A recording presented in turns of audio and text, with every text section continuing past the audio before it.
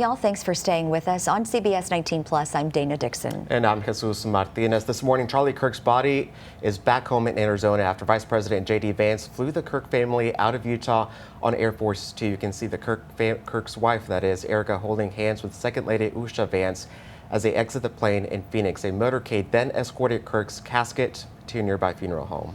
Now, as plans for his service come together, we are learning from the president that a suspect may be in custody. The FBI released this new video of images of the suspect just last night. The suspected shooter was seen wearing sunglasses, a black hat, and a black shirt with an American flag. And surveillance footage at Utah Valley University captured him jumping off the roof as he managed to escape after he fired that single deadly shot. And this morning we have a live coverage from Orem, Utah, where federal agents have been working to track down the shooter, and it seems, according to the president, they've got someone in custody. King 5's Jim Nelson is there now and joins us live. Thanks so much for being with us this morning, Jim. This all just broke moments ago. What can you tell us?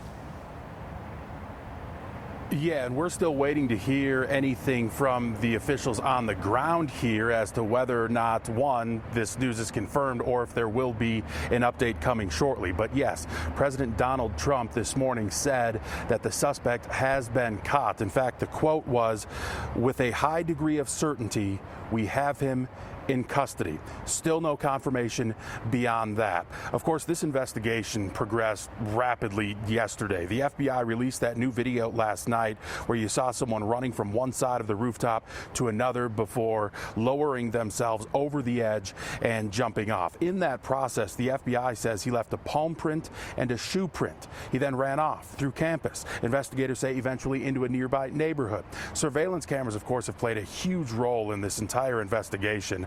There were pictures released showing the guy in different areas, which really provided investigators with a pretty clear look. We cannot do our job without the public's help right now. The public has answered our call for action. So far, we've received more than 7,000 leads and tips. I would just note that the FBI hasn't received this many digital media tips from the public since the Boston Marathon bombing.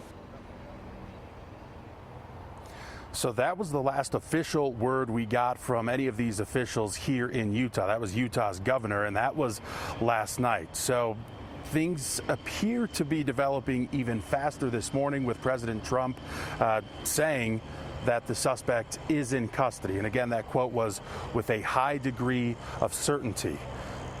We may get an official update here in Orem shortly. Of course, we'll be sure to pop on when that happens. I would suspect we'll see some movement here rather shortly, kind of in response to what the president just said. Dana, Jesus. All right. Thank you, Jim, for that live report. I know all this coming in and changing rapidly this morning. That's right.